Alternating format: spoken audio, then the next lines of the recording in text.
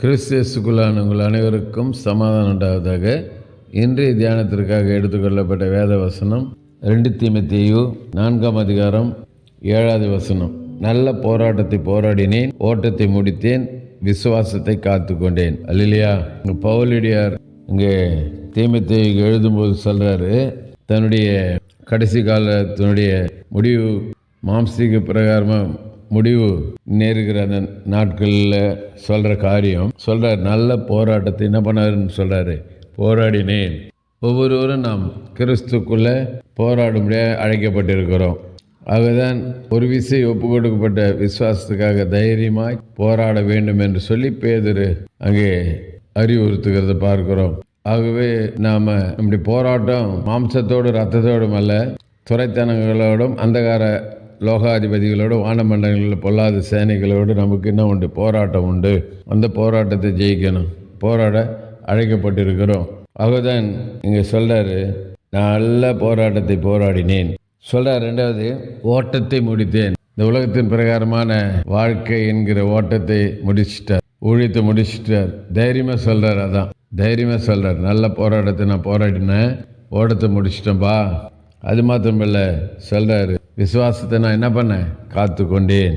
இன்றைக்கி அநேகர் விசுவாசத்தை காத்து கொள்ள முடியாதபடிக்கு பின்வாங்கி போகிற நிலைமைகளை பார்க்குறோம்.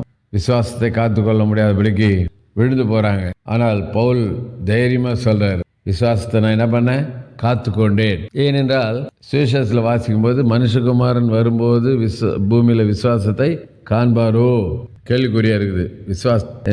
தெசலோனிக்கேயர் எழுதும்போது சொல்கிறாரு, இதே பவுல் சொல்கிறாரு, விசுவாச துரோகம் முந்தி நேரிடும். இப்படிப்பட்ட சூழ்நிலைலாம் இருக்குது விசுவாச உலகத்தில்.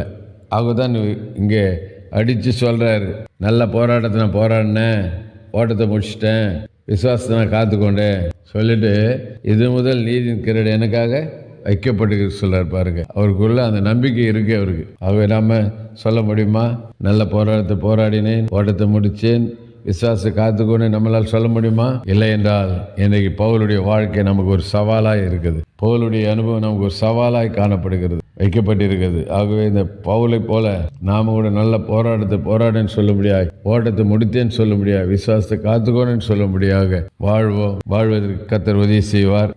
ஆகவே இந்த வசனங்களை நம்ம தினந்தோறும் கேட்கிறோம். நல்லது, தின தியானத்தை கேட்கறது மாத்திரம் இல்லை, தின தியானத்தில் சொல்லப்படுகிற நல்ல காரியங்களை நம்ம நம்முடைய வாழ்க்கையை அபியாசப்படுத்துவோம். அதான் சொல்கிறார், வேதத்தை சத்தியத்தை கேட்கல மாத்திரமல்ல, அதன்படி செய்கொள்ளாக இருக்குன்னு சொல்கிறார்.